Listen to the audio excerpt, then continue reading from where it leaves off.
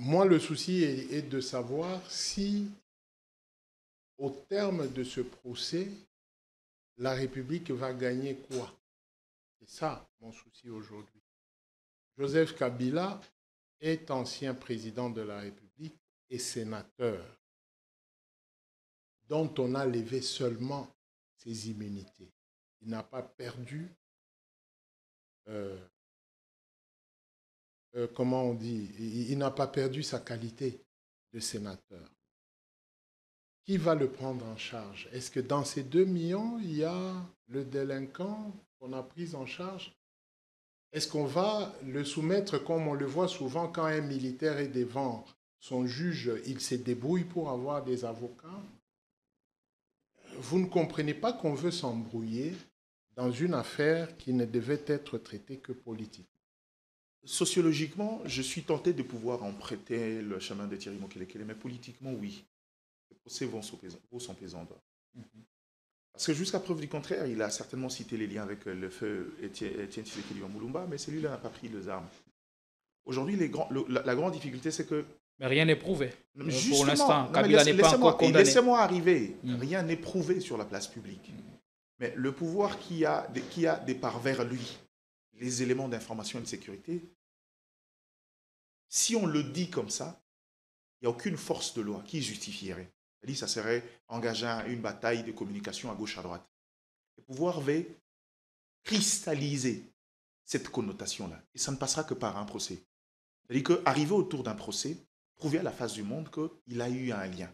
Mais au-delà de ça, c'est aussi également ce qu'on appelle créer des éléments de marchandage.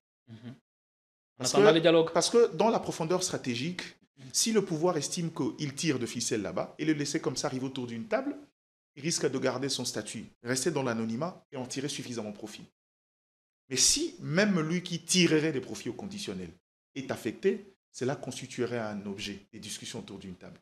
Dans nos traditions, parce qu'il y a des gens qui ont écrit sur Internet attaquant ma réaction en appelant maman Marthe, qui est la mère du président de la République, qui est gérée par la maison civile du chef de l'État, dont les compétences sont dans ce que moi je suis en train de dire. Ça dit que la maison civile du chef de l'État est dans ses compétences. D'amener le président dans ce qui est hors institutionnel pour trouver des solutions. C'est dans les compétences de la maison civile du chef de l'État. Maman Marthe fait partie. C'est pourquoi j'ai dit, maman, vous n'avez pas de problème avec maman Sifa. Que la maison civile, Kabila le faisait avec le professeur Mugalou, le pasteur Mugalou. Le pasteur Mugalou allait voir papa Étienne Tshisekedi sans que ça ne passe à la télé. Donc je n'ai rien inventé. Il y a des choses que Kabila a négociées avec papa Étienne et nous avons trouvé des solutions. Que quelqu'un me rappelle des l'UDPS, de sang, de naissance et des sueurs. Un seul jour où Joseph Kabila a injurié ou a tenu des propos injurieux ou diffamatoires à l'endroit de feu papa Tshisekedi ou la famille Tshisekedi jusqu'à ce qu'il est là qu'on est en train de vilipender. Bienvenue chez vous, un cadre moderne et paisible pensé pour votre bien-être. Des appartements spacieux baignés de lumière conçus pour un confort absolu. Un salon convivial, une cuisine moderne et 3 chambres élégantes pour un quotidien serein. 2 salles de bain raffinées pensées pour votre confort et votre bien-être. Sécurité 24 heures sur 24, parking privé, buanderie, internet offert et électricité garantie jour et nuit grâce à notre générateur de secours de 180 kVA. À Joa Place, fini le coupure, place au confort. Chaque détail est pensé pour faire de votre appartement un véritable havre de paix. Joa Place au numéro 7, avenue Kassai, quartier GB Ngaliema, à 3 minutes du boulevard du 30 juin, près de Mino Congo. Contactez-nous au plus 243 816 033 128. N'attendez plus, faites de Joa Place votre nouveau chez vous. Dans le cadre de la préservation des acquis comme voulu par les présidents de la République, 2024 pour l'inspection générale de finances sera une année de renforcement de la lutte contre la corruption et les antivaleurs dans la gestion publique. Pour ce faire, ce service de contrôle supérieur a lancé 222 points de contrôle dans l'ensemble du territoire national. Cette énième vague de la patrouille financière s'annonce énorme. Les entités à surveiller sont la DGI, la DGRAD, la DGDA, avec les provinces de Kinshasa, de la Tchopo, du Nord Kivu, du Congo central, du Haut-Katanga et du Lualaba. Aussi dans le lot du contrôle, 12 ministères sont concernés, 44 établissements et entreprises publiques, 7 provinces et 12 entités territoriales décentralisées et enfin la chaîne de la dépense publique. Les contrôles a priori, dit la patrouille financière, restent le mode par excellence du contrôle des finances publiques en RDC. Totikala Setseko Ndenali Puta na wax de Maman Moseka Metoko Maka légende na 3.5 4.5 to 5.5 $, signature Yalibela et Tikali inoubliable avec le wax de Maman Moseka.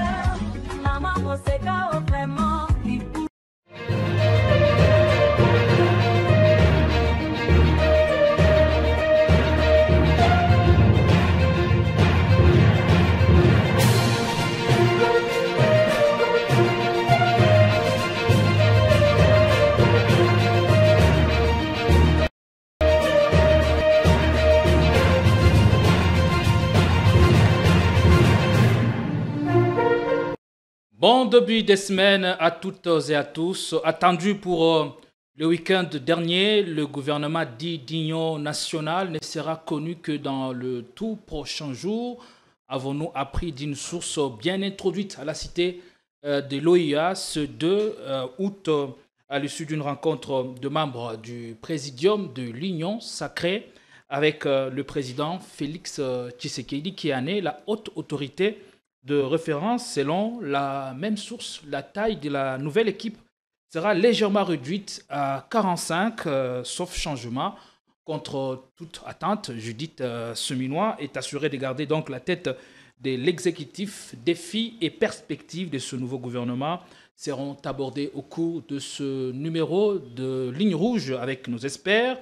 On parlera également du Génocoste dont la commémoration le 2 août de chaque année tend à susciter plus d'interrogations que des réponses. Que retenir de cette date? Est-elle réduite à une simple célébration au contour sombre ou un jour d'espoir, des rappels, des remises en question pour le bien de notre mémoire collective ainsi que pour notre affirmation? On en parle dans un instant. Mesdames et messieurs, merci de votre fidélité. Deux invités avec moi pour en parler. Mike Gardidiana, journaliste éditorialiste, soyez le bienvenu. Merci Gédéon, merci également à Thierry Mokelekele et surtout à cette grande équipe derrière et à ceux qui nous suivent maintenant. C'est ma première fois de vous recevoir, un honneur. Ouais, je crois qu'on s'est raté plus de 2 fois. C'est pas que parce que j'ai l'habitude d'être là avec Jean-Pierre, mais le problème c'est que le contexte sont souvent difficiles. Vous savez, nous on est des travailleurs au quotidien. Ça veut dire que quand, par exemple, le programme arrive 48 heures avant, il faut trouver comment aménager le programme, mais ça a toujours été un plaisir d'être là et j'espère que on ne fera pas la différence entre les bonnes habitudes de politico. Aujourd'hui, je vois Ligne Rouge. Je pense que c'est le même esprit parce que déjà, j'ai entendu, je sens l'esprit de Jean-Pierre planer sur vous. La même rigueur, la même pertinence en face de vous. Vous aurez Thierry Mokelekele, analyste et journaliste d'investigation. Soyez le bienvenu. Merci Gédéon. Je salue Diana, avec qui nous partageons plusieurs plateaux. Je salue ceux-là qui suivent Politico en ce moment. Et j'encourage tous nos frères des prisons, comme j'ai toujours eu l'habitude quand j'en ai l'occasion, surtout la prison militaire d'Ndolo. Ils doivent garder espoir. Nous, de l'extérieur, nous continuons à nous battre pour entendre et faire entendre leur voix auprès du chef de l'État qui en a compétence au pied de l'article 87 de la Constitution. Voilà d'abord. Et puis, il y a une confusion. Je voulais juste apporter un éclairci. je ne suis pas communicateur du gouverneur Kiaboula, je ne fais pas partie de sa communication. Je suis un journaliste et je fais un travail d'investigation. Donc tout ce que je publie jusqu'alors sur Kiaboula, c'est un fruit d'un travail de journaliste. Donc les gens ne doivent pas s'inquiéter ou les gens ne doivent pas suivre ce qui se raconte dans les réseaux sociaux. Aujourd'hui, si tout va bien, le gouverneur va rencontrer le VEPAM. Ce n'est qu'après que nous aurons la suite par rapport à, comment on dit, à son agenda. Ouais, il n'a pas été à l'Union sacrée parce qu'il n'est pas venu dans un cadre politique. Il est venu sur invitation.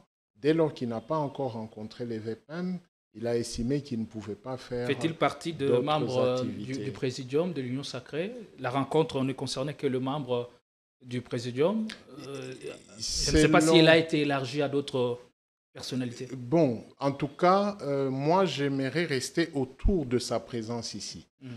Donc, il a précisé qu'il n'était pas venu pour une autre activité que la rencontre du VEPAM. Alors, après sa rencontre, lui-même va donner son agenda s'il devra rencontrer ses partenaires de l'Union sacrée ou il devra rentrer en province pour continuer à faire son travail. Il était toujours gouverneur. Nous avons assisté à la semaine dernière de marches en soutien à Jacques Kiaboula. Les marches, que ce soit du côté Kiaboula ou que ce soit du côté vice-gouverneur, je pense que c'est de bon aloi, hein. Nous sommes en politique. Mais si nous rentrons dans le cadre de la gestion de l'État, ce ne sont pas les marches qui placent un gouverneur ou qui le démet. Nous avons suivi malheureusement un député national à Kasumbalesa qui tient des propos incitatoires, qui soulève la population de Kasumbalesa contre le gouverneur pour encenser le vice-gouverneur. Ça, c'est un député, un élu qui ne comprend pas ses droits parlementaires et ses devoirs parlementaires. Pendant les vacances, il y a autre chose à faire. Le gouverneur tombe par l'Assemblée provinciale. C'est ça la voie légale. Et même s'il y aurait un problème de droit pénal, c'est l'Assemblée qui amènerait le gouverneur devant son juge naturel qui est la Cour de cassation. Donc jusque-là, on n'en est pas là. Alors qui cherche à créer la confusion dans le Haut-Katanga, je pose la question à Marc Gardidiana, parce que ce n'est plus un secret pour personne. Dans le Haut-Katanga, le vice-gouverneur, depuis sa confirmation par le VPM de l'intérieur, il se comporte en un petit dieu. Il veut de sitôt remplacer ou être le prochain gouverneur. On a même annoncé le changement de l'exécutif provincial. Qu'en savez-vous et comment vous répondez à ça? Bon, je crois que je ne vais pas aller dans la grammaticale que vous avez utilisée, un petit dieu ou autre. Moi, je sais que c'est comme je disais, c'est une bataille ou une guerre de palais. Le gouverneur AI est d'élu d'EPES. Et de l'autre côté, il y a des ambitions qui se nourrissent en interne. À la base, cette question au niveau du Katanga est un conflit qui a été exaspéré par la déclaration de Jacques Kiaboula sur Joseph Kabila. Et je crois qu'encore une fois de plus, de sa part, c'était une erreur stratégique dans le contexte. C'est un sujet très sensible aujourd'hui. Je crois qu'il est venu dans la foule pour faire sa communication. La foule lui a poussé à apporter une réponse. Pour moi, j'estime qu'à mon humble avis, il ne devrait pas y répondre. Mais malheureusement, la plupart des choses qu'on reproche à Jacques Kiaboula aujourd'hui sont vidées de sens. Parce que ne faut pas oublier, la question ici n'est pas de remettre en question la nationalité de Joseph Kabila. Ce que Kiaboula a dit rentre dans la droite ligne des orientations politiques et diplomatiques qu'on a prises aujourd'hui. Ça veut dire qu'on va discuter. On a fini de discuter avec le Rwanda qui instrumentalisait la guerre. Maintenant, on va discuter avec le mouvement rebelle. Pour la plupart, au niveau de la tête, ce sont des Congolais qui ont été instrumentalisés, qui ont pris les armes contre leur propre population. Et si le pouvoir estime que dans ce lot-là, il y a Joseph Kabila également, qui est un ancien chef de l'État, le problème ici n'est pas question de nationalité. Quand il a dit que c'était un Congolais, on va discuter après, C'est juste qu'il a heurté les sensibilités politiques, mais dans le fond, il n'y a pas un mensonge dans ça. Et je crois que les gens s'en sont servis pour nourrir d'autres ambitions, surtout dans ces contextes de crise. C'était une erreur de sa part, mais après, politiquement, ça a été récupéré. Et après, vous ne voyez pas que l'IDPS n'essaie-t-elle pas de tirer profit de la situation? Mais quand je parle de l'UDPS, c'est une bataille entre UDPS, par exemple. Je dis que Martin Kazembe est de l'UDPS, mais Jacques Yaboula est là, c'est fait partie de protéger de l'actuel président Haï de l'UDPS, le CG Augustin Kabouya. Et il vous souviendrait que la question Yaboula a commencé à diviser avec le VEPM depuis un certain moment, qui est considéré en interne par le clan Kabouya comme étant membre d'un groupe avec les Chilumbaï et les autres qui tentent de tirer profit sur certains espaces géographiques. C'est un conflit qui date de très loin et aujourd'hui Kaboul a subi justement cet antagonisme qui a commencé, je me rappelle ici, par la composition du gouvernement sur l'excès de nombre qui est limité à 10 mais que certains, lui comme Bumba, avaient nommé un peu plus. Bumba a été presque laissé tranquille ou géré calmement. De son côté, il y a eu d'autres difficultés et je pense qu'aujourd'hui ce n'est qu'une crise qui s'exaspère mais une crise, une guerre de palais. Kassapa, cœur battant de l'université de Lubumbashi. Ce samedi matin, le campus mythique s'éveille lentement sous un ciel bleu clair. Une tranquillité rapidement rompue par un grondement sourd. À l'entrée principale, les moteurs vrombissent attirant le regard. Une colonne de verre remorque chargée à bloc pénètre dans l'enceinte. Sous le regard d'abord surpris, puis enthousiaste des étudiants se dévoile le contenu. 1000 bancs pupitres flambant 9 à 5 places chacun. Une dotation massive du service national exécutant une instruction express du commandant suprême, le président Félix Antoine Tshisekedi Tshilombo. En exécution des instructions du commandant suprême des forces armées de la République démocratique du Congo, de la police nationale congolaise et du service national, son Excellence M. Antoine Félix Tshisekedi Tshilombo, le service national a déjà doté plusieurs écoles, instituts supérieurs et universités de Kinshasa comme de l'arrière-pays. Aujourd'hui, c'est le tour de l'université de Lubumbashi de recevoir un premier lot de 1000 bancs de 5 places chacun. 1000 bancs, chaque pièce incarne le souci du détail, la qualité et surtout l'engagement pour une éducation publique renforcée. À l'UNILU, ce don est un cadeau rare qui arrive au moment où ce symbole de l'intelligence congolaise célèbre son jubilé de platine. Ce jour, en général, nous l'attendions, il est arrivé et il concorde avec ce jubilé de 70 ans de l'université de Lubumbashi. Nous venons ici de recevoir votre présence ainsi que sa raison d'être, ce dispositif immense pour nos salles de cours, comme un précieux cadeau dans l'histoire de l'université de Lubumbashi, disais-je, quand celle-ci fête le jubilé de platine. Chaque banc livré est le fruit d'une chaîne de production locale, conçue et fabriquée dans les ateliers de Kabulameshi par d'anciens délinquants aujourd'hui réinsérés. Ces bancs incarnent la vision du service national, produire congolais, former congolais, répondre aux besoins du Congo avec les forces du Congo. Le service national, comme je venais de le dire, ne va pas s'arrêter ici à l'université de Lubumbashi, ni à l'Institut supérieur pédagogique de Lubumbashi. Au mois de septembre, à la rentrée scolaire, les écoles primaires et secondaires suivantes de la ville de Lubumbashi seront aussi dotées en bancs pupitres. Il s'agit du complexe Kiwele, du collège Imara, de l'Institut Mujumbe, de l'Institut Matunda, de l'Institut Kitumaini, de l'Institut Luvungi, de l'école primaire Mapendano, de l'Athénée de la Katuba, du lycée Twendele, Odari et Tchon. La série va continuer pour les autres écoles au fur et à mesure que la production sort de nos ateliers. Après Kinshasa et le Kasaï oriental, Lubumbashi devient la nouvelle vitrine de cette stratégie. Et pour le général Idi Kapende, revenir à Lubumbashi, berceau du service national, est un acte de mémoire et de vision. C'est un bonheur que je ressens.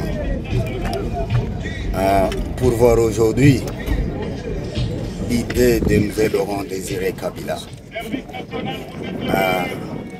aux côtés de qui j'étais pour créer le service national. Et je rends hommage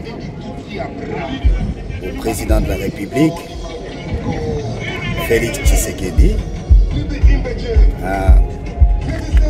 qui est comme Mzee et qui a ressuscité Mzee Kabila dans les actions de sa pensée. Le service national, après sa création, était pratiquement supprimé.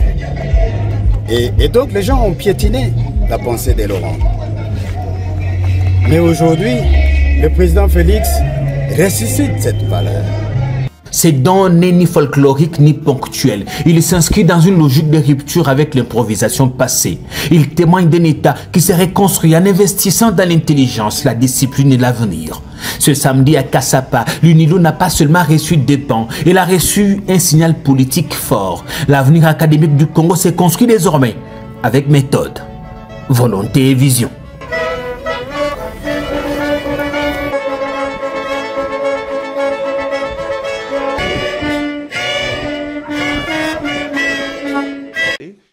Qui répond aux ambitions des uns et des autres, je crois que ça va se gérer. Même quand il a disparu, je répète, je pense qu'il a reçu certainement instruction de son parrain politique qui a dit, écoute, on sait qu'on sait que là, ne viens pas à Kinshasa, je vais gérer ça, et puis on verra après.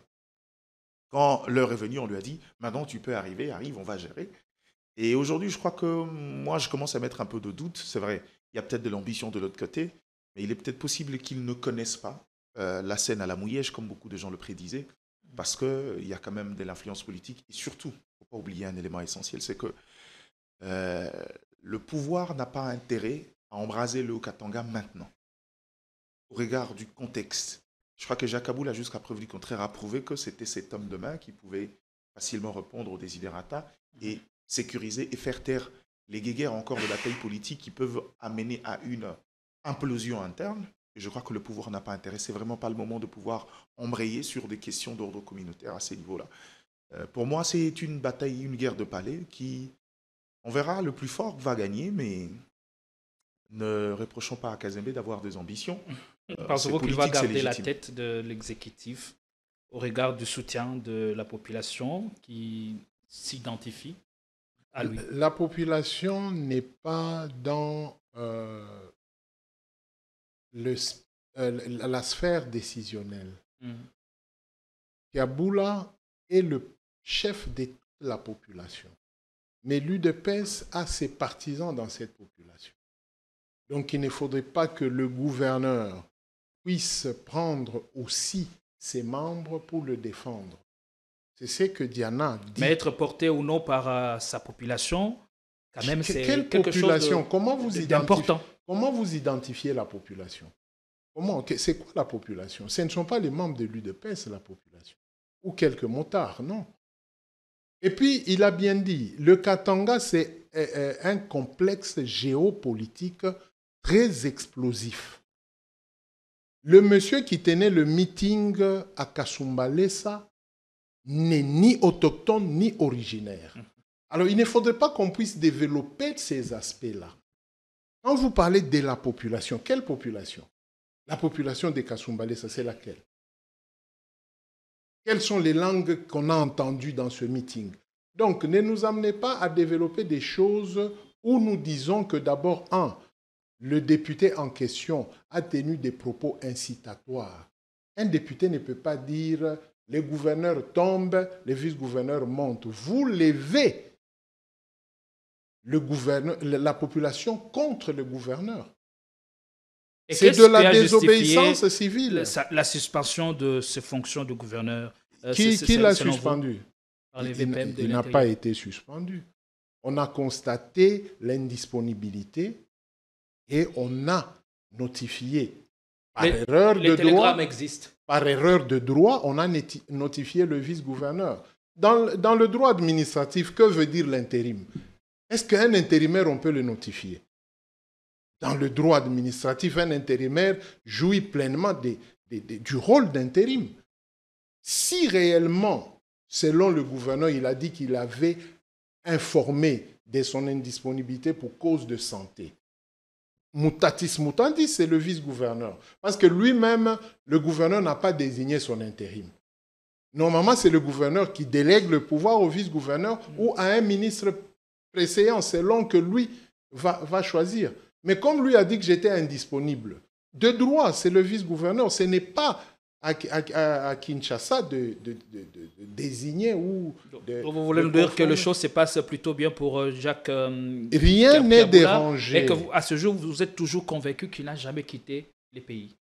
Jacques Yaboula, je viens vous envoyer l'image. D'ailleurs, vous pouvez renvoyer l'image. Jacques Yaboula n'a jamais quitté le pays. Et ici, à Kinshasa, Jacques Yaboula n'est pas assigné en résidence. Qu'est-ce qui vous fait croire jusqu'à ce jour qu'il n'a jamais quitté les pays? Nous étions, le rôle d'un journaliste, c'est de poursuivre pour aller chercher l'information à la source. Ce que j'affirmais, ça a été confirmé. Parce qu'il m'a montré, je n'étais pas seul, on était 5 journalistes D'ailleurs, c'est le jour où on était avec Diana, de l'autre côté. À peine qu'on se soit séparés, j'ai eu un coup de fil. Vous êtes où? Venez toujours ici sur le boulevard, il y a un restaurant. Nous arrivons là-bas, on trouve Kiaboula à la terrasse. Et je vois d'autres amis journalistes qui venaient de Lubumbashi dans le même souci de chercher à savoir si oui ou non Kiaboula est assigné en résidence. Eux, ils étaient venus ici pour leur séminaire. Et quand à Lubumbashi, on leur dit que mais Kiaboula est là-bas, il est en résidence. On essaie de mener les investigations. Nous arrivons là-bas, la vidéo, je vous l'envoie. Si vous pouvez la faire consommer à tout le monde, ça serait une bonne chose. Kiaboula nous a montré ses 2 passeports. Il a un passeport ordinaire et un passeport diplomatique. Le passeport ordinaire est vierge, aucun visa. Le passeport diplomatique a 2 derniers visas. Le visa du mois de mai, où il a voyagé avec le VPM de l'intérieur, dans un pays d'Afrique, et le dernier visa est du mois de juin, où il était en Turquie dans une mission officielle, avec l'autorisation du VPM. Il n'y a pas d'autre visa. Comment quelqu'un peut sortir et rentrer dont le passeport n'a pas de visa? Le danger, c'est quoi je chute par là? Il ne faudrait pas que, heureusement, le VPM lui-même l'a dit, on ne gère pas le pays dans les réseaux sociaux et par des rumeurs. Et le VPM nous a évité des incidents diplomatiques avec la Zambie, le Zimbabwe et l'Afrique du Sud. Parce que là, on accusait déjà ces pays d'avoir hébergé un fugitif rallié au M23. Est-ce que les gens comprennent le danger dans la géostratégie sécuritaire dans la sous-région? On va entrer dans l'actualité, mais toujours, il ne lâche pas de mots, pas d'interview, il reste inaudible. Est-ce un signe que tout se passe bien plutôt bien pour Jacques Yaboula? Non, c'est pour des raisons stratégiques. Vous n'arrivez pas dans un contexte où vous êtes convoqué, on vous reproche quoi que ce soit, et puis vous arrivez, vous venez tambour battant en train de faire des interviews à gauche, à droite. Je ne pense pas. Je crois que logiquement, toute responsabilité, c'est l'attitude qu'il faut adopter. Parce que la primeur est au VPM qui l'a convoqué ici, après discussion, voir si jamais il y a des éléments de quoi lui reprocher, on le saura. Mais après, Kiaboula est revenu pour répondre. Je reste aussi convaincu qu'il n'est pas sorti pour 2 raisons, parce que la première, c'est que personne n'a eu la preuve. J'estime quand même que pour quelqu'un comme Kiaboula, sortir du pays, le service devrait être informé. Si le service n'était pas informé à sa sortie, son retour, la limite. Parce que si tel est le cas, ça veut dire que la DGM qui a reçu instruction dans cet avis de recherche de pouvoir trouver le gouverneur est un service défaillant. Or, je ne me permettrai pas de dire que la DGM est défaillante. Je sais que c'est un service qui essaye de faire son travail convenablement. Donc pour moi, il était en interne, c'est comme je dis. Les pesanteurs politiques, un par un, lui dit le contexte est difficile, reste au chaud. Dès qu'il y a des éclaircies, je vous dirai quand est-ce qu'il faut arriver. Et que visait alors ces folles rumeurs autour de sa sortie du pays? C'est comme je dis, le folle rumeur alimentée par le silence. Et c'est d'ailleurs pour ça que vous verrez administrativement le VPM confié, parce que le pouvoir étant d'attribution, un peu comme Thierry le disait, c'est au gouverneur de pouvoir déléguer, sauf si il y a empêchement. Et le VPM en tant que... j'aime pas utiliser, parce que le VPM n'a pas un rapport hiérarchique avec le gouverneur, c'est un rapport de collaboration. Ayant constaté ce vide pendant quelque temps, a embrayé, peut-être pas notifié, mais a saisi le vice-gouverneur pour lui signifier de ses responsabilités de gouverneur à l'intérim. Mais dans le fond, je crois que c'est le silence de Jacques Yaboula, le côté introuvable pendant cette période-là, qui a justifié le fait qu'il y a eu beaucoup de rumeurs. Un peu comme c'était le cas pour Matata Ponyo aujourd'hui. Je disais aux gens, Matata Ponyo a trouvé un moyen de pouvoir aller en exil, mais il a gardé silence. Pendant ce temps, les gens accusaient le pouvoir. Mais la question, c'est, quelqu'un qui a été condamné, pourquoi on le kidnapperait? Et puis Matata, il faut faire attention. La condamnation de Matata n'amène pas à une prise de corps. C'est-à-dire que la sanction, naturellement, c'est de travaux forcés ou autres qui ne nécessitent pas une prise de corps. Donc en gros, je ne vois pas pourquoi on devrait le cueillir et puis le séquestrer. Pourtant, moi je savais que c'était une stratégie. Matata Ponyo ne pouvait pas accepter cette prison-là. Il n'était pas préparé. Aujourd'hui, finalement, on sait qu'il est en exil. Et forcément, c'est un opposant de plus que le pouvoir a. Donc je crois que c'est le silence généralement qui alimente la rumeur. Mais après, je crois que Jacques Yaboula a fait œuvre utile de garder silence, n'est pas embrayé sur une crise qui existe déjà, surtout qu'il y a des ramifications d'ordre politique. Maintenant, attendons voir l'issue du dossier. Merci. Je crois que ces parrains politiques réussiront à rétablir les choses dans l'ordre. Et à lui également d'apprendre de ses erreurs. Il faut éviter, dans un contexte de crise comme ça, la communication est un élément très, très, très, très sensible et très difficile. Il faut apprendre à écouter ceux qui sont autour de vous. Ils ne sont pas là pour faire beau. C'est généralement des gens qui maîtrisent leur métier et qui savent ce qu'ils vont faire. Il faut considérer la communication aujourd'hui comme un conseiller juridique, un conseiller économique. C'est un service très sensible qui peut vous maintenir dans l'état, qui peut vous clouer aussi. On va prendre le premier sujet d'actualité, je le disais à l'entrée. La grande actualité ou l'actualité la plus récente, c'est celle de l'annonce d'un gouvernement dit d'union nationale, un gouvernement resserré et d'ouverture comme les chefs de l'État l'avaient promis, attendu pour le week-end dernier. Ce gouvernement ne sera connu que dans le tout prochain jour. Le week-end a été très long pour les uns et court pour les autres. Diana, vous allez ouvrir les balles. Duquel des deux côtés étiez-vous au regard de l'attente que suscite l'annonce d'un gouvernement d'ouverture et resserré? J'ai toujours choisi mon camp et j'étais au milieu. Ni du côté gauche, ni du côté droite, parce que je connais les usages chez nous. Et l'avantage que j'ai, c'est d'avoir un peu de brèche dans le secret. Pas les secrets des dieux, mais les secrets des anges au moins. Je crois que il y a un travail de fond qui devrait être fait. Lequel? La composition a déjà été faite, mais il y a un travail qu'il faut faire avec les états-majors politiques. Les gens n'ont peut-être pas compris. Les nominations qui précèdent la formation d'un gouvernement sont d'ordre stratégique. On vous engage, on vous donne de postes pour délimiter votre frustration. Déjà qu'on partait sur la base d'un gouvernement restreint. 45, c'est vrai, c'est des efforts, mais c'est encore beaucoup, à mon sens. Parce que pour moi, j'ai encore revu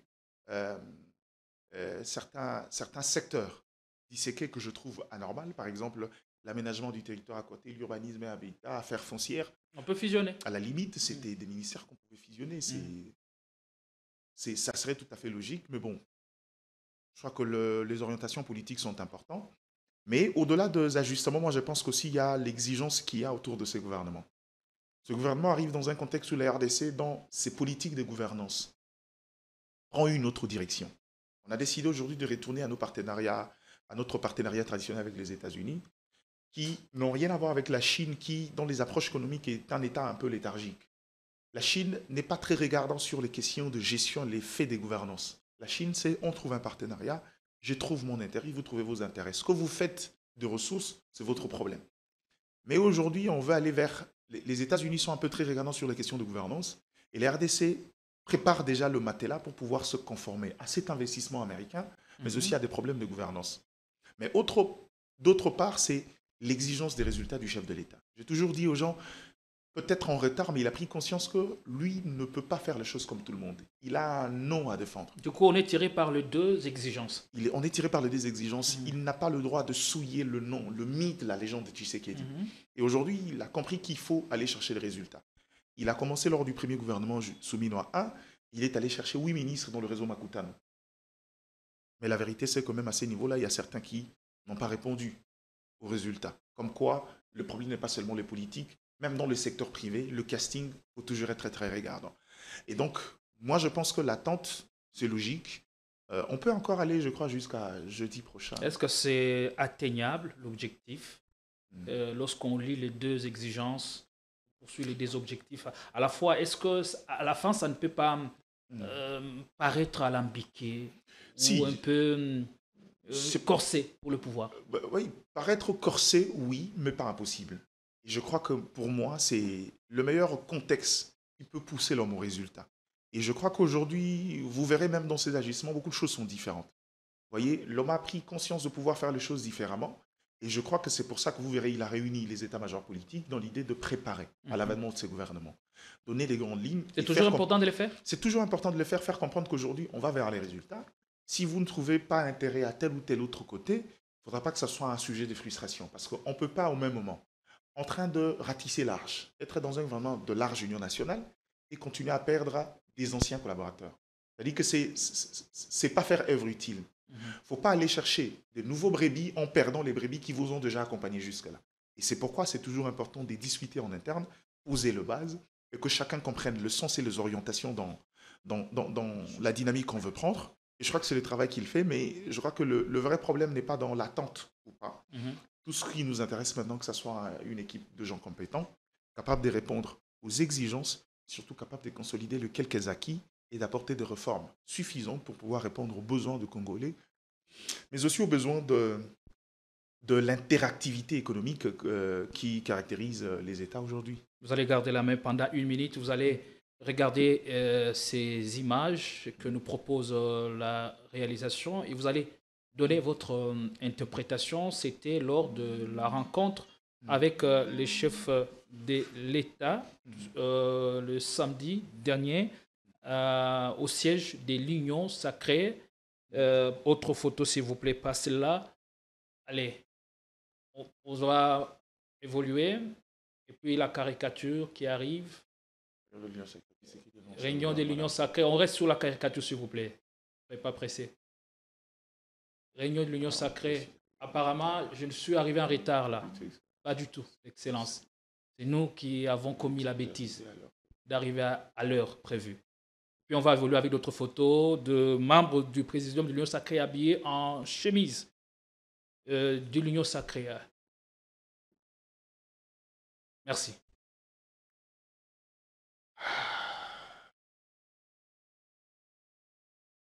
Votre interprétation. L'interprétation, la culture à la mot-pape, c'est une certitude. C'est qu'on arrive dans une réunion. C'est vrai qu'au départ, ça peut partir de très bonnes intentions dans l'idée publicitaire, mais je ne vois pas ici quelle est la nécessité de la publicité pour une réunion restreinte. Mais je pense aussi que c'est comme je dis, la mauvaise culture politique. On pense pouvoir impressionner le chef, on pense pouvoir influencer le chef par des stratégies de marketing politique, même à vase clos. Je ne veux pas rentrer dans la polémique. Ils sont libres de mettre ce qu'ils veulent. Ce que nous, on attend, c'est les résultats des uns et des autres. Mais cette culture trouve à suffisance que l'homme congolais est encore au niveau sous-sol dans la réflexion, dans ses considérations et dans ses rapports hiérarchiques avec le chef et surtout dans le contexte politique. Allez. Thierry Mukelekel, dans ce contexte si particulier, comment Judith Souminois est-elle parvenue à conserver la tête de l'exécutif? Qu'est-ce qui a plaidé en sa faveur? Et comment expliquez-vous ce choix face aux défis actuels? Bien, je crois qu'il y a là un problème de stratégie politique. Ça peut engager lui-même le président de la République parce que c'est lui qui a les marges de manœuvre. Il y a un dialogue qui s'annonce. On peut essayer de secouer encore l'opposition en déstabilisant l'opposition par la prise ou la capture de certains des membres de l'opposition qui adhéreraient. Parce que le président, dans ce qu'on appelle son droit privé, il peut remanier ou faire remanier le gouvernement. 2 fois, 3 fois, 4 fois, ça dépend de lui. Alors, est-ce qu'il n'est pas sûr des gens qu'il a maintenant, avec qui il pourrait aller au dialogue, où il veut renforcer l'équipe pour lui amener au dialogue? Ça, c'est lui qui réfléchit. Souminois, pourquoi doit-elle revenir? Est-ce que le président constate que l'équipe de Souminois 1, c'était une équipe de plus d'électrons libres?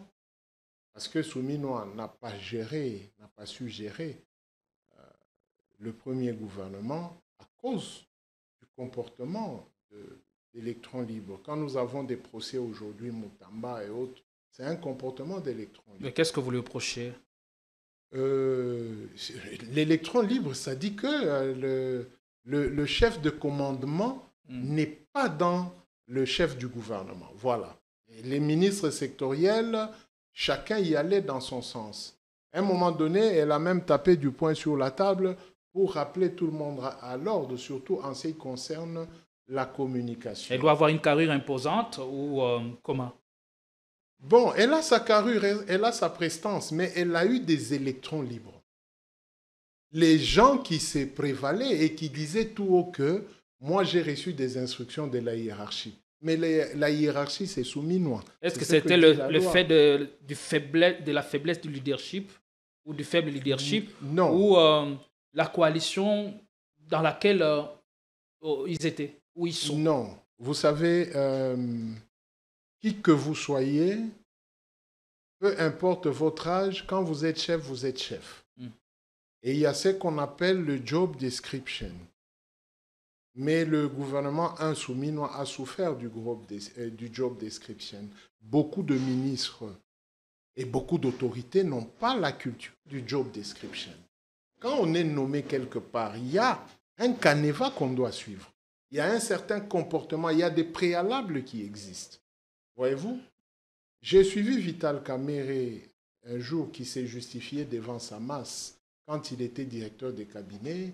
Il disait que on nous a donné 100 postes, j'ai donné 80 à l'UDPS, nous on a gardé 20, mais on se plaignait toujours que Kamerhe est en train d'arracher les postes. C'est-à-dire que même les gens qui ont reçu les postes ne comprenaient pas quel était leur rôle. C'est ce que j'appelle job description. Souminois 1 a eu ce problème. Souminois 2, le président doit veiller à ce que le chef du gouvernement ait le monopole de l'État. Voilà ce que nous cherchons dans le gouvernement. Parce qu'on ne peut pas interdire au président de la République de faire ces nominations-là. Et le rôle de l'opposition, comme je le dis ces derniers temps, le rôle de l'opposition, c'est de maintenir la pression sur le président de la République afin de le pousser à booster une nouvelle donne d'animation politique. Mais malheureusement, chez nous, quand vous voyez ceux-là qui ne sont pas d'accord avec le président, ils le font aveuglement. Ceux-là qui appuient le chef de l'État l'appuient aveuglement. Avec tous ces éléments, vous vous dites bien que c'était l'occasion de pouvoir changer la coordination. Est-ce que le Souminois a déçu, trahi la cause de femmes? Son bilan a-t-il été négatif, positif ou mitigé? Bon, si ce deuxième gouvernement, on lui donne des gens capables de comprendre c'est quoi être dans un gouvernement, moi, personnellement, je vais l'évaluer. Mais là, elle est dans l'échec total. Dès son entame, elle s'est battue avec notre confrère Israël Mutombo. Aujourd'hui, Israël Mutombo semble avoir raison. L'échec est patent, mais je vous dis qu'on ne peut pas être chef et gérer des électrons libres qui vous mettent en porte-à-faux avec le président de la République. Moutamba l'a dit, moi j'ai reçu des instructions de la hiérarchie, mais il oublie que sa hiérarchie c'est Souminois. C'est ce genre d'électrons libres auquel je fais allusion. Voyez-vous? Alors, j'ai suivi la photo ou quelques photos que vous avez exhibées. Je voulais mettre un commentaire. Allez-y très rapidement. Voilà. Du bon droit, il y a beaucoup d'erreurs dans le protocole. il y a un protocole d'État et ce protocole appartient à l'État. Ministre mandataire, je ne sais pas qui, vous n'avez pas droit à vous présenter un spectacle comme ça. Non. Parce que le président lui-même ne demande pas ça. C'est ça la caricature. Je ne sais pas qui a fait cette caricature-là. Le président n'a pas demandé ça. Et vous mettez le président en difficulté. Une rencontre politique qui n'engage pas l'État, vous devez la gérer en interne. On ne peut pas officialiser cette rencontre-là. Il y a eu des gens qui ont publié l'article 79. Est-ce que le président est-il le numéro 1 de cette plateforme? Donc ça fait encore des questions que cette sortie a amenées. Or, le président de la République est géré par le protocole d'État. Donc là, nous dirons que le protocole d'État a failli quand même à sa mission. Okay. Si la réunion, elle est une réunion privée, on ne devait pas mettre ce décor officiellement et on est allé jusque même, je ne sais pas si ces comptes-là sont officiels, on voit ça sur les comptes officiels de la présidence de la République. Allez, merci beaucoup. Mike Diana, la taille de l'équipe, parlons-en. Okay. On parle d'une équipe autour de 45 membres. Est-ce que cette taille vous semble-t-elle raisonnable? Et comment on fait pour gérer les frustrations au sein de la coalition gouvernementale? Merci. Permets-moi de revenir un peu sur les quelques éléments évoqués par Mokelekele, notamment sur le pourquoi de Souminois. Vous savez, les gens peuvent parler de bilan mitigeux. Je vous recommande d'aller lire le rapport du Fonds monétaire international. Qu'est-ce qu'il dit? Aujourd'hui, depuis que le chef de l'État est au pouvoir, quelle est la meilleure période de la gestion de la crise sécuritaire? On se mettrait d'accord que c'est maintenant. On essaye de trouver une vraie solution définitive. Vous le mettez sur le compte de quel gouvernement? Parlons de finances publiques. En termes de gestion d'orthodoxie, bien que le fait que vers la fin ici, les dépenses en urgence qui étaient presque bannies a plafonné jusqu'à 15%, pour des raisons sécuritaires et justifiées à ces niveaux-là. Vous le mettez sur le compte de qui? Pour une première fois, je dis bien, pour une première fois tenue dans la mobilisation de ressources de l'État, il n'y a pas que le secteur minier. Les autres secteurs, notamment le secteur immobilier, a contribué à plus de 3% dans la collecte des ressources. Et sous ce gouvernement, en matière de finances publiques, quelques réformes sont menées. Notamment, nous qui regardons de très près la question de la collecte de ressources, notamment avec la facture normalisée. Ça fait des années que je dis que vous ne pouvez pas suffisamment capter la TVA si vous n'avez aucun mécanisme de contrôle. Mais il y a tant de réalisations plaident en faveur du gouvernement du Souminois. Comment expliquer alors la perception de la population ou du peuple congolais face aux attentes pressantes de la population, le gouvernement du Souminois qui est reconduite? Quelle devra être la recette magique pour convaincre ou transformer ces réalisations en actes palpables? Regardez, il y a une différence, c'est que dans un contexte congolais, chaque volonté, chaque action se heurtera à la taille immense de besoins de Congolais. Mais la seule difficulté de Souminois, c'est que Souminois n'est pas tenu. Elle est plutôt technocrate. Elle est de nature technocrate, un peu plus, je ne vais pas dire amorphe, c'est péjoratif, mais un peu taiseux. Si elle devrait faire le marketing à la matate en pognon, croyez-moi, elle en a des ressources, elle a de quoi revendre. Elle en a suffisamment à revendre. Parce que depuis que le chef de l'État est en place, c'est pour une première fois qu'on ait une longue période de la maîtrise inflationniste sur la politique monétaire. Souvent, quand on parle de la maîtrise de l'inflation, le Congolais, en fait, je ne vais pas entrer dans les considérations économiques, confondent la stabilité à la stationnarité du taux de change. Nous, on ne peut pas connaître la stationnarité comme c'est le cas pour le franc CFA, qui est un modèle choisi.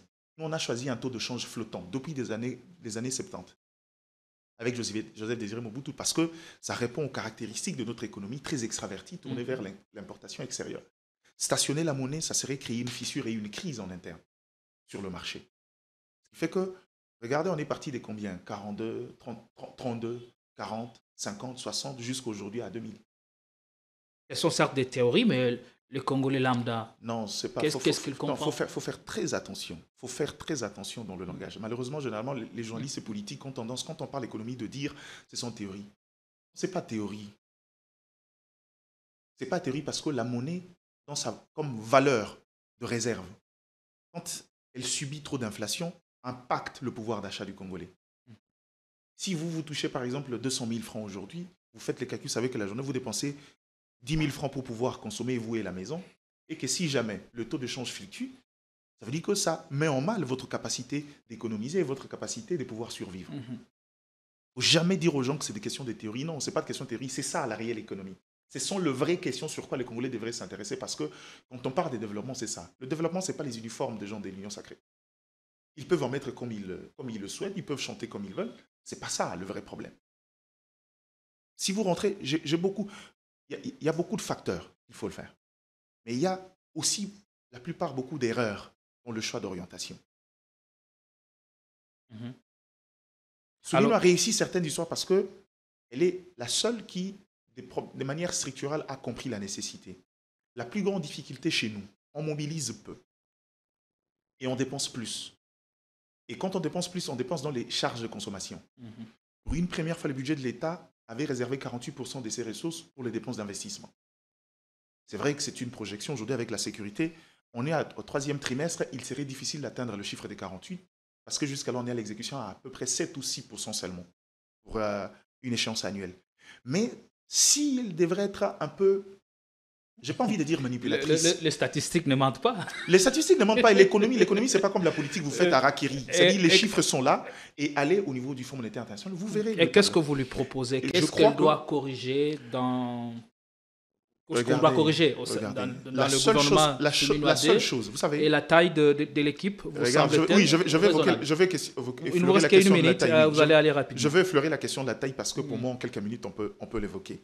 Je crois une fois de plus que, je l'ai dit dès le départ, la plus grande difficulté maintenant, c'est que l'ensemble du gouvernement, la mobilisation des ressources, oui, mais la qualité des dépenses est la plus grande difficulté chez nous. Et c'est là où Soumina, comme les autres, pêchent. On mobilise, oui. En ressources propres, on va à 10 milliards, on est à 16 milliards de projections, oui. Mais quand on parle de l'investissement, quelle est la qualité de la dépense qu'on effectue? Sur quel secteur? Le Congo a deux valeurs différentielles, c'est l'agriculture, c'est l'énergie. Et vous comprenez qu'elle a compris. La première des choses, c'est qu'aujourd'hui, on va vers le projet électrique, notamment avec Inga 3, parce qu'on sait que c'est un élément essentiel, mais aussi les infrastructures. Et c'est ça le plus grand difficulté. La difficulté, c'est aujourd'hui de savoir capitaliser et bien canaliser les investissements sur ce qu'on a collecté de plus. Et ça, elle pêche comme tous les autres. Mais vous me demandez quel conseil je vais lui donner? Mais de plus investir pour que le Congolais comprenne. Quand vous avez une jeunesse qui en a un taux de chômage à près de 95%, une classe moyenne inexistante, c'est normal que cette économie-là ne se fasse pas ressentir. Donc je crois que maintenant, il faut avoir ces capitales productifs, aller vers les vrais secteurs porteurs pour pouvoir investir comme il se doit. Et c'est là où nous, on l'attend, comme la plupart. Et j'espère que le chef d'État a vu qu'il y a des acquis qu'il faut consolider. On lui donne à elle et son équipe la possibilité de pouvoir cette fois-là passer à une étape suivante. Maintenant, qu'elle ne soit pas très communicationnelle, ça c'est une paire de manches. Il faut lui dire que quand vous gérez la République, chez nous en communication stratégique, on dit ce qui n'est pas su n'est pas fait. Quand vous agissez pour l'intérêt de la population, il est essentiel, c'est un principe de redevabilité. Sur la taille du gouvernement, je l'ai dit, 45 c'est encore trop. Dans ces pays, on a eu des gouvernements de 22 membres. Et dans un contexte de crise ici, c'est possible de faire moins. Pourquoi pas 35? Et comment on fait pour gérer les frustrations à l'interne? Les frustrations? Parce qu'il y en aura toujours. Mais s'il faut gouverner simplement pour des raisons de frustration, on est loin d'être sorti de l'auberge. Je vous donne un exemple. L'Union sacrée, à elle seule, doit avoir à peu près 500 et quelques partis politiques. Il n'y a que 47 postes. C'est là où l'idée est partie sur les regroupements, pour réduire les champs. Mais même au niveau du regroupement, c'est les grands boisins qui profitera pour placer son homme là. Le comble est que... Je vais prendre un exemple. Ce n'est pas pour entrer dans la polémique, mais une ministre de jeunesse très décriée, mais c'est elle que sa formation politique recommande pour la suite. Vous faites quoi? À ces niveaux-là, je pense qu'il y a possibilité d'avoir moins que ça, mais 45. On salue quand même l'effort de quitter à 54 à 45. On salue quand même l'effort, mais c'est encore beaucoup trop pour des gens qui sont partis sur l'idée de la réduction des trains de vie des institutions. On va finir avec vous, Thierry, 1 minute. Quelle doit être la recette particulière pour le nouveau gouvernement dit d'union nationale et les raisons de blocage, si on peut appeler ça comme ça? Est-ce que ce sont des blocages ou de dynamiques inhérentes au rééquilibrage de forces en présence? Bien. D'abord, le blocage, c'est pratiquement dans ce que Diana vient de dire. La manière dont Diana a peint le tableau, est-ce qu'il est compris et il est entendu par le gouvernement ou par l'entourage même du Premier ministre? Voilà où se trouve.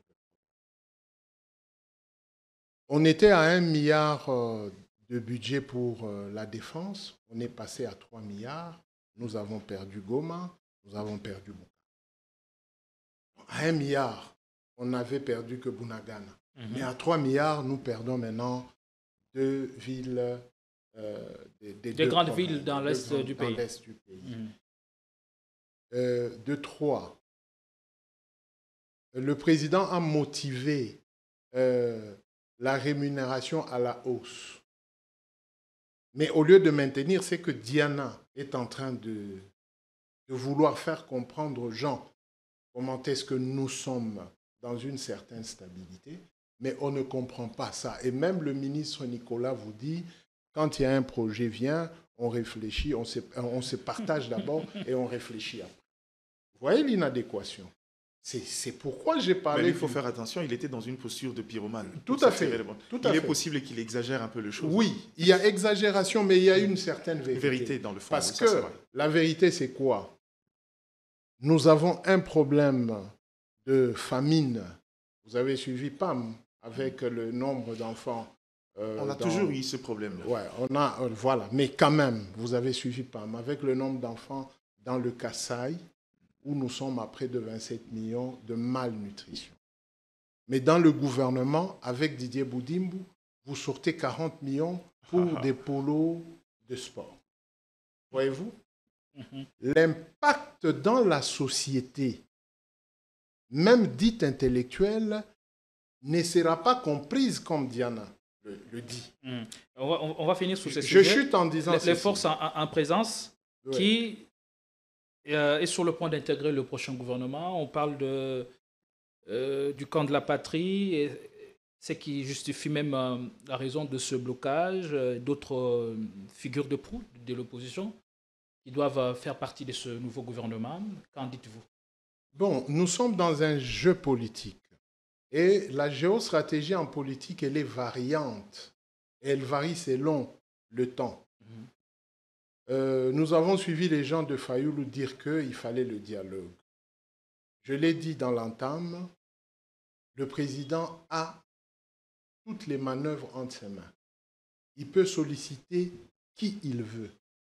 Mais pour réussir, il lui faut des mesures d'apaisement. Il lui faut des mesures d'apaisement. Ce qu'on fait à Doha, lui peut le faire directement ici. Parce qu'en dehors des Souminois 1, Souminois 2, nous pouvons avoir Souminois 3 ou Souminois pourrait tomber dans les prochains jours. On a vu Kabila, il a pris autrefois Sami Badibanga. Il a fait 3 mois, pour être remplacé par Bruno Tshibala. Bruno Tshibala est venu, il est resté dans la logique du président. Nous avons vu le vieux Ilunkamba tomber pour Samalou Kondé parce que le président estimait que Ilunkamba n'était pas dans sa logique. C'est pourquoi j'ai dit que le président, il a les marges de manœuvre entre ses mains. Nous voulons atterrir dans la paix et que nous allions à des élections où tous les Congolais devront venir participer afin que nous puissions relever le défi au niveau international. C'est ça notre souhait. Merci beaucoup. On va aborder le deuxième sujet. de l'émission. C'est important qu'on en parle. 2 août de chaque année, la République démocratique du Congo commémore les Génécostes en mémoire des victimes de guerre, d'agression ayant ensanglanté l'Est de la République démocratique du Congo. Il y a eu une rencontre qui s'est tenue le même jour à la place du mémorial nouvellement construit.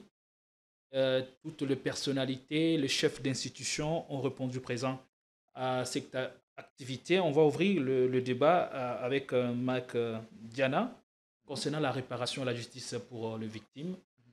L'une doit-elle précéder l'autre ou ce sont 2 démarches indissociables? Je n'ai pas bien saisi la question. Concernant la réparation et la justice pour les victimes, c'est 2 démarches indissociables où il y a l'une qui doit en principe précéder l'autre. L'autre est la conséquence de l'autre. La réparation vient après que la justice ait décidé. C'est 2 démarches indissociables. C'est en fait, quelqu'un a dit une fois le sens logique du droit, c'est la punition, mais le sens objectif, c'est la réparation. Le droit, c'est vrai, amène la sanction, mais derrière la sanction, l'objectif final pour chasser, c'est la réparation du dommage causé. Et je crois que ce sont 2 démarches indissociables. Mais je pense que la question du Génocos aujourd'hui répond à un devoir de mémoire collective. Je l'ai toujours dit depuis un certain moment, et même dans le narratif, quand vous suivez, on est tombé dans la ségrégation sémantique dans cette guerre. Il est inconcevable que nous puissions parler de la guerre de l'Est. Cette guerre, c'est la guerre de la RDC. Parce que les incidences de cette guerre affectent chaque recoin de la République. Je vais vous le donner en chiffres, quand vous avez 400 millions de dollars américains perdus chaque jour au niveau de postes frontaliers en termes de ressources, c'est moins de ressources pour l'État, ça veut dire que nous tous, nous le ressentons. Quand vous perdez chaque jour autant des vies, c'est une question transversale qui touche chaque Congolais. Et donc, il faut trouver un moyen de pouvoir l'intégrer dans la conscience collective et en faire un objectif global de l'État. Aujourd'hui, c'est lui qui passera pour le Charles de Gaulle de la RDC ou le nouveau Lumumba, c'est celui qui réussira à résoudre le problème de la paix et le problème du pain de Congolais. Et le pain ne viendra que de lors qu'on saura résoudre le problème de la paix. Là encore, c'est une suite logique. Et je crois il n'y a pas de paix sans pain. Non, il n'y a pas de pain sans paix. C'est-à-dire, quand il n'y a pas de paix, il est impossible d'avoir le pain. Donc, en gros, pour moi, mais maintenant, il reste les autres considérations générales. Quelle est la stratégie utilisée derrière? Mais pour moi, c'est une initiative qui vise à ce que chaque Congolais intègre les considérations, l'approche historique de cette guerre, ses conséquences, et surtout le symbole qu'il représente pour chaque Congolais. Cette guerre est devenue la preuve de la déliquescence de l'État sur l'espace international. Et aujourd'hui, il faudra que chaque Congolais l'intègre et chaque Congolais en devienne ambassadeur. Et pour ça, il faut un travail. Je salue le travail que les amis des Fonareb ont fait jusque-là, à juste titre. Mais encore une fois de plus, je jetterai peut-être un regard critique en tant qu'expert en com stratégique. Je crois qu'il y a encore suffisamment à faire pour que cette question devienne un idéal commun pour chaque Congolais. Il y a un travail des fonds qu'il faut faire et j'espère qu'ils l'ont prévu dans leur stratégie. Mais sinon, je crois que c'est déjà bien parti et c'est un élément essentiel. Même si on vous parle également des chiffres qu'il y a là-bas, les Congolais se posent encore beaucoup de questions, mais finalement, on va pas arrêter de dépenser juste parce que les Congolais sont devenus sensibles à l'argent, parce que certains détournent. Et même Didier Boudimou, qu'on jette en pâture à tort ou à raison, je ne rentrerai pas pour ne pas venir le sauver, mais... Il y a les sportifs qui le défendent à corps et à cri. Non, c'est pas question de sportif. Vous savez, cette approche est stratégique. N'est pas qu'une question de sport.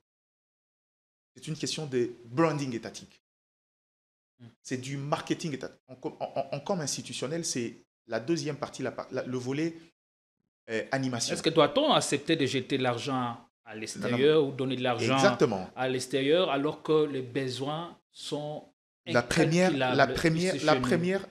urgences que des urgences. La première de preuve de des priorités, justement, la première de preuve de l'incompréhension, de l'incertitude, c'est déjà comment vous nommez les choses. Nous acceptons de jeter l'argent. Déjà, vous posez le base d'un conflit naturel, c'est-à-dire que peu importe ce qui arrivera. Quand vous parlez de jeter l'argent, je vous donne un exemple. Je pose les principes. Non, c'est on ne peut pas faire ça sans tenir compte de réalités internes. Vous ne le dites pas à quelqu'un orienté. Quand vous dites dans l'existentialité des choses, quand vous dites un principe défini par qui? D'où vous tirez ces principes-là de on ne peut pas faire ça pour ça. Qui vous a établi qu'on ne peut pas le faire? Il n'y a personne. Non, permettez-moi de chuter, parce que vous avez ouvert la brèche. Allons-y. Vous savez, le 45 millions dépensés là-bas, si vous prenez les 20 millions donnés à Monaco, réunis, disons, admettons 75 et autres, n'est pas forcément ça qui empêchera l'État congolais d'agir de l'autre côté. En tant que ministre sectoriel, il a l'obligation d'aller dans le politique des perspectives pour son secteur. Il n'est pas chef du gouvernement. Il ne peut pas réfléchir à la place des autres.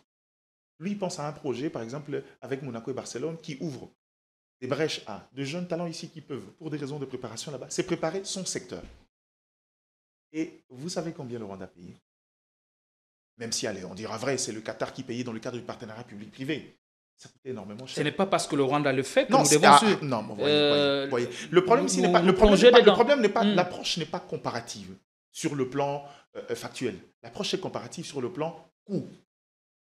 Il y a certains qui le font à coût. Brazzaville veut le faire aussi, vous savez. Parce qu'aujourd'hui, on a compris que le sport est devenu le meilleur moyen pour vendre l'image d'un État. On est sorti d'un long... Ne reprochez pas à Lula d'apprendre des initiatives sur son secteur. Si vous pensez ça, on a parlé du ministère des Affaires sociales. C'est au ministère des Affaires sociales de prendre en compte et de proposer un budget, un projet sur la gestion des enfants malnutris. Si vous le voulez bien, on va organiser une émission beaucoup plus élaborée pour parler de la question. Appelez les sportifs, c'est un sujet polémique. On reste sur le sujet. Juste donner le fait. On a suivi la commémoration, l'activité du 2 août 2025. On accuse la communauté internationale d'avoir 2 poids, 2 mesures. Et en plaidant pour un tribunal international spécial pour la réparation et la justice des victimes du Génocide. En quoi la reconnaissance internationale est-elle utile et pourquoi est-elle si demandée par le gouvernement congolais? Parce qu'elle engage la responsabilité des uns et des autres dans les dégâts. C'est comme dire, on arrive sur ce plateau, on trouve notre frère caméraman décédé, et puis on accepte qu'il était décédé, on décide de cotiser et puis de pouvoir prendre soin de sa femme et ses enfants. Mais après, la notion de la responsabilité. Quelle est la part des responsabilités des uns et des autres dans les faits qui est arrivé pour qu'il y ait réparation et punition, le cas échéant? Le Rwanda, aujourd'hui, est parti sur la même orientation. Le Rwanda, derrière, en a tiré suffisamment profit. La reconnaissance internationale a permis au Rwanda de s'ouvrir, même dans ses approches économiques. Tout ce que le Rwanda a fait aujourd'hui, c'est parce que cette communauté internationale a reconnu ce génocide qui s'est passé là-bas, a reconnu sa responsabilité et s'est engagé dans une dynamique de réparation. Et c'est ce que l'État congolais veut aujourd'hui. C'est bien, mais nous, on a connu plus de 8 millions de morts, papa. Ça n'a rien à voir. C'est beaucoup plus que ce que le Rwanda... Je parle de plus de 12 millions, certains parlent de plus de 12 millions. Moi, je parle des dernières statistiques. Aujourd'hui, on avoisine les 12 millions de morts.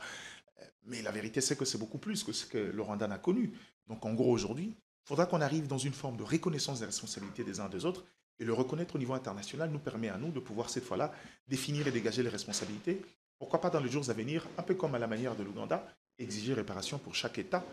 Le Rwanda en a suffisamment tiré profit et on fera pareil. Ce n'est pas qu'on veut marchander ou monétiser les milliers d'âmes, mais il faut réparer parce que derrière, il y a eu des familles et autres. Déjà qu'on a réussi à gagner un premier procès avec l'Ouganda, maintenant après, il y a encore des familles qui attendent. Il n'y a pas que les victimes de la guerre de 6 jours. Ceux de Goma, de Bukavu, ceux des autres villes environnantes qui pourra payer la facture. Et c'est là où le sens de la reconnaissance est très important. Allez. Thierry Mukelekele, quelles sont les actions qui doivent être menées pour que le peuple s'approprie la mémoire du Génocide? D'abord, il faudrait que le peuple connaisse et comprennent le Génocide, c'est quoi? Ça fait 2 ans, on voit que des gens en costard allaient devant et puis bon, les concernés eux-mêmes commencent à oublier l'histoire et le peuple ne connaît pas l'histoire du Génocide. Donc nous pensons qu'il faudrait plus se baser sur l'histoire pour que le peuple prenne conscience. Les gens sont morts, pourquoi sont-ils morts? Que s'était-il passé? L'autre fois, on avait suivi des témoins, mais aujourd'hui, je ne sais pas si hier, on a vu des témoins. Il y en a eu, des témoins ont été présentés, même les victimes. Ont été présentés, il y a même un film tourné par le groupe Divo. Voilà. Une année après, qu'est-ce qu'est devenu ces témoins-là? Parce que l'autre fois, on leur a promis que comme nous sommes là, nous allons avancer. Et c'est ça aussi toute la problématique. On n'a jamais On s'est avancé. dit la célébration a-t-elle des contours sombres? Qu'en est-il de la gestion Non, ça, c'est de routine. des fonds du C'est depuis Frivao? Mobutu. C'est depuis Mobutu, on n'épargne personne. C'est depuis Mobutu qu'on est en train d'occulter l'histoire. On ne veut pas que les gens, les Congolais, connaissent leur propre histoire. Qu'a fait, pour notre part, notre armée, pour que nous arrêtions ces tueries et que nous commencions à compter les morts? Il y a le vaillant général Padiri Boulenda qui était en action pour stopper les Rwandais à Kisangani. Il faudrait qu'on raconte ces histoires. Des pages glorieuses de notre Oui, histoire. il faudrait que le Génocos ne peut pas seulement être une célébration où les autorités se retrouvent et il y a des dépenses et puis on se limite à recruter certaines victimes et à présenter des poèmes et puis voilà. Et désorienter l'argent qui est justement au bénéfice de ces pauvres victimes. victimes. Voyez-vous? À quel niveau ces victimes sont-elles indemnisées ou prises en charge par l'État congolais? En tout cas, à suivre le déroulé avec tout ce qui se passe autour du procès Moutamba, je n'ai pas suivi une victime qui s'est dite heureuse d'avoir touché ses indemnités par rapport à... Pour même les victimes décédées, leur famille continue à se plaindre 2 ans après, mais il y a des montants qui sortent. Hein? Je suis d'accord avec Diana, mais là où je veux que nous puissions pousser trop loin dans nos réflexions, quand vous prenez les 45 millions, vous les divisez par les 26 provinces, nous avons combien d'omnisports qu'on peut mettre? Nous n'avons pas d'infrastructure. Voyez-vous? Quand vous allez à Kisangani... Le Congo central a construit le stade Lumumba, n'a pas attendu qu'on distribue 1 million. Il ne faut pas occulter la responsabilité des provinces, surtout qu'ils ont une autonomie de gestion pour la plupart. Il faut reconnaître que la majeure partie n'ont pas assez de ressources. Au niveau du ministère des Sports, c'est la compétence nationale, ce n'est pas la compétence provinciale. Moi, je dis seulement que la volonté d'avoir une belle image de notre pays à l'extérieur, tant mieux. Mais nous aurons plus une belle image si ces 45 millions sont là pour les omnisports en République démocratique du Congo. Une brique après l'autre. Au lieu que 19 millions soient prises à Kisangani pour construire une prison, pendant que les victimes n'ont rien fait pour aller dans ces prisons-là. Voyez-vous? Et que font les dirigeants pour qu'un tel charnier ne se reproduise plus jamais? Parce que le Génocos, la commémoration, doit nous servir aussi à ça. C'est vrai qu'aujourd'hui, on doit réfléchir. Je pense, ça c'est une analogie que je fais. Si l'idée aujourd'hui est de pouvoir sous-traiter la sécurité de l'État par les Américains, c'est parce qu'on s'est rendu compte que finalement, il y a des faiblesses structurelles en interne. On est obligé de recourir à plus grand que soi pour essayer de stopper de manière, peut-être pas définitive, mais le temps de pouvoir se préparer pour prendre le relais dans les jours à venir. Je suppose que c'est la réflexion qui a conduit à cette approche bilatérale qu'on veut engager avec les États-Unis d'Amérique. Et pour moi, c'est déjà une prise de conscience, même si j'estime que c'est un recul historique. Mais dans le fond, tant qu'on peut sauver une vie, tant qu'on peut en sauver 2, c'est l'essentiel pour l'instant. Mais après, qu'est-ce qu'on fait? On est parti sur des belles réflexions, même si on ne saura pas en discuter parce que ce sont des faits militaires. Vous connaissez tout le caractère secret qui y lie. On a eu la loi sur la programmation militaire, qui pour moi est beaucoup plus une loi de réforme pour remanier, redonner une forme assez logique à cette armée-là et lui donner le sens dissuasif et de pouvoir défendre l'intégrité du pays. Les réflexions, il y en a eu. Maintenant, on attend la mise en œuvre. Ça prendra combien de temps? Ça, je ne sais pas vous répondre. Mais les réflexions, la prise de conscience, ça, il y en a au moins. Maintenant, c'est comme j'ai dit depuis le départ de cette émission, notre difficulté, ce n'est pas dans la réflexion. Notre difficulté, c'est dans l'exécution. C'est quand il faut exécuter. C'est comme aujourd'hui. En économie, on dit la croissance évoque la dimension quantitative. Mais la dimension qualitative en économie, c'est les dépenses, c'est les stratégies de développement qu'on met en place. Et c'est à ce niveau-là que nous, on pêche généralement. On va dans les cosmétiques, on va à demi-mesure. C'est ça notre plus grande difficulté. Mais là, je pense qu'au niveau de la réflexion, la conscience, il y en a. Et même si je pense aussi que il y a beaucoup de choses à faire, surtout pour les questions de Génocos. On a posé des questions ici. Moi, j'ai eu la chance de lire les orientations en interne. Il y a des indemnisations au cas par cas individuelles, il y a des indemnisations d'ordre collectif des familles. des indignations d'ordre communautaire. Il y a 3 volets comme ça, maintenant, reste à évaluer. J'ai suivi quelques éléments de films réalisés, où j'ai vu des victimes qui, certains, ont été indemnisés, mais à quelle proportion? Ça, je ne sais pas répondre. Et qu'est-ce qu'ils représentent par rapport au nombre exact de victimes? Je crois que ça, c'est le travail du FONAREB. C'est émouvant, le film réalisé par le FONAREB. Si, moi, en fait, généralement, je pleure difficilement, mais c'est quand même émouvant de suivre ces témoignages. Et c'est là où je pense qu'on doit faire un effort dans la stratégie. Je vais juste rappeler, c'est un conseil gratuit. C'est un conseil à 10 000, 15 000 $, mais je leur donne gratuitement. C'est que quand on veut amener à la raison, l'affect est le meilleur carburant pour conduire, alimenter la raison. Généralement, c'est après les grandes émotions que les gens prennent des décisions.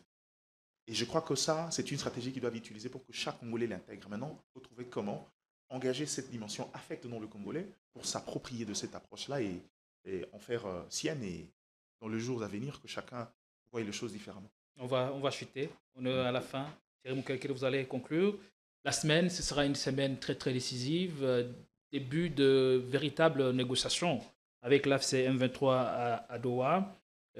Cette semaine aussi, ce sera la semaine d'une longue attente quant au gouvernement annoncé, au gouvernement d'union nationale. Et aussi, jeudi, ce sera aussi la 3e audience du procès contre Joseph Kabila.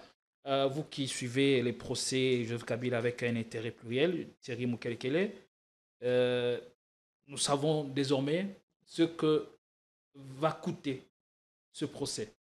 2,7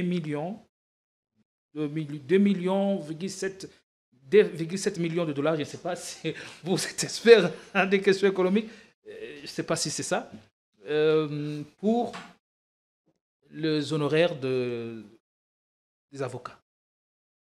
On est sur une très mauvaise piste, sur une piste dangereuse. Et que visent concrètement ces procès?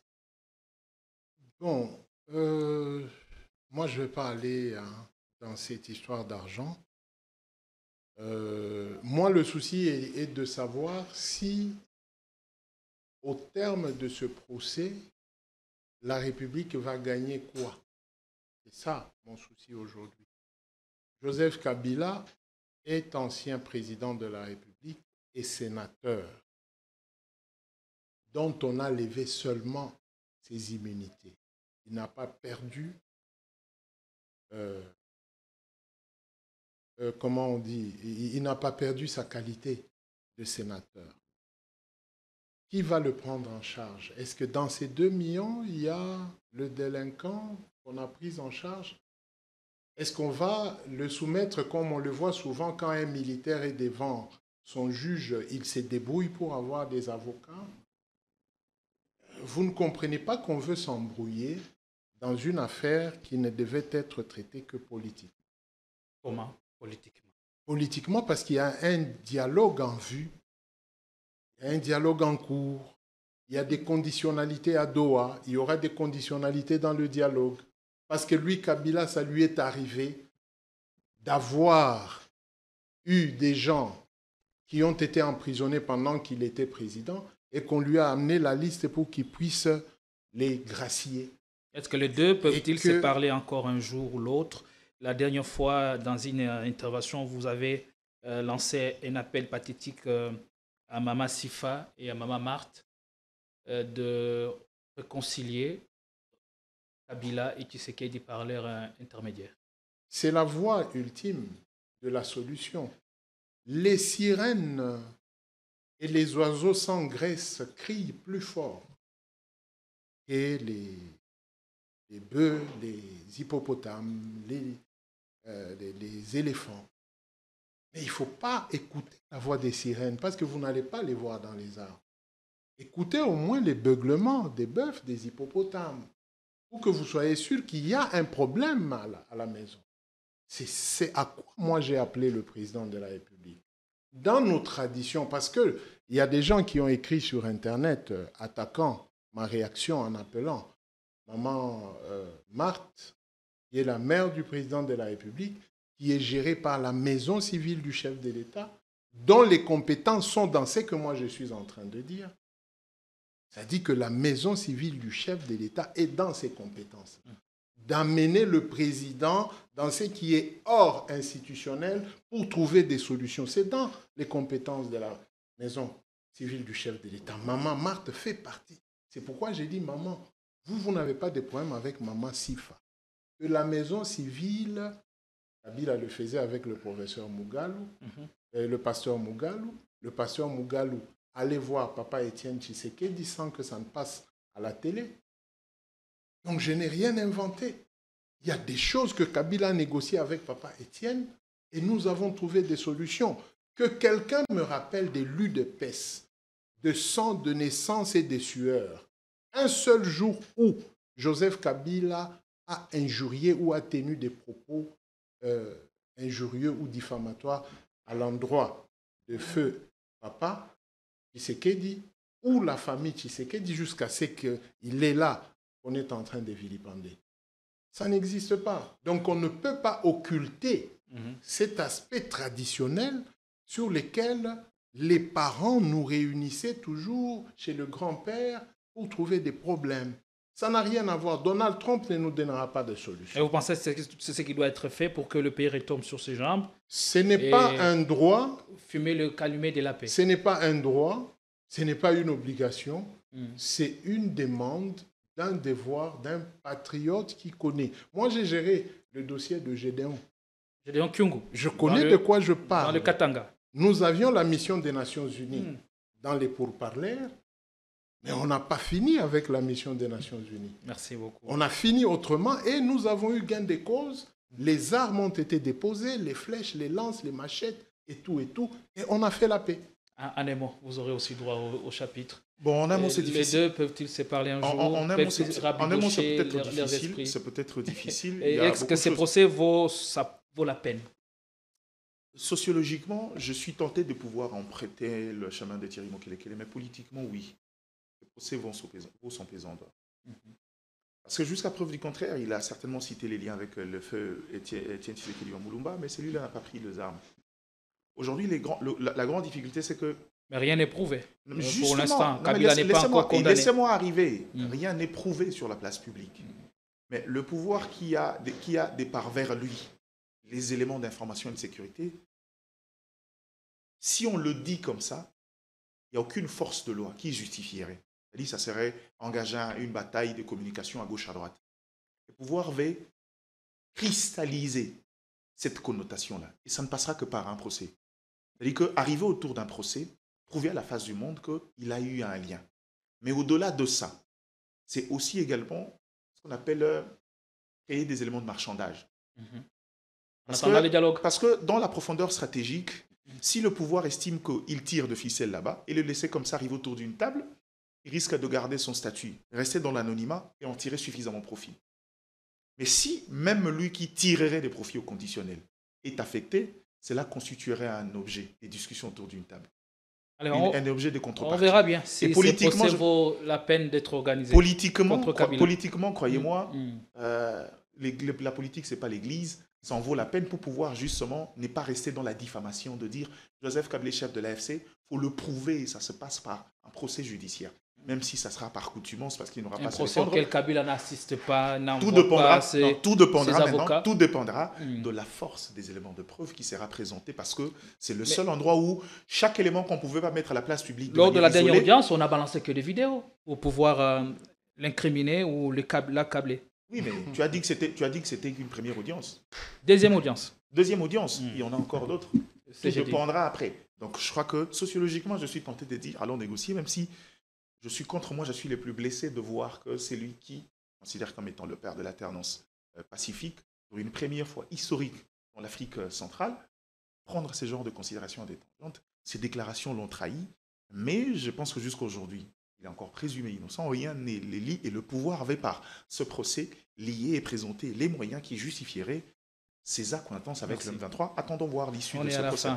C'était un poids immense pour moi d'avoir deux vieux briscards sur ce plateau, en l'occurrence de Mike Gardidiana et Thierry Mokelekele. Un poids immense et vous nous pardonnerez toutefois si nous n'avons pas été à l'auteur. La joie est partagée et je peux déjà dire que l'auteur était là, et même si de temps en temps j'avais l'impression d'avoir Jean-Pierre Kayembe en face de moi. Franchement. Merci beaucoup.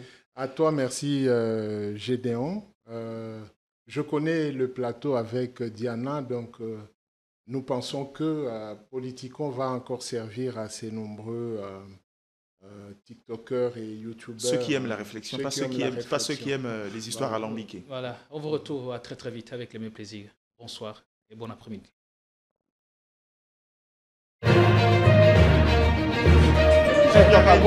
Jean-Pierre,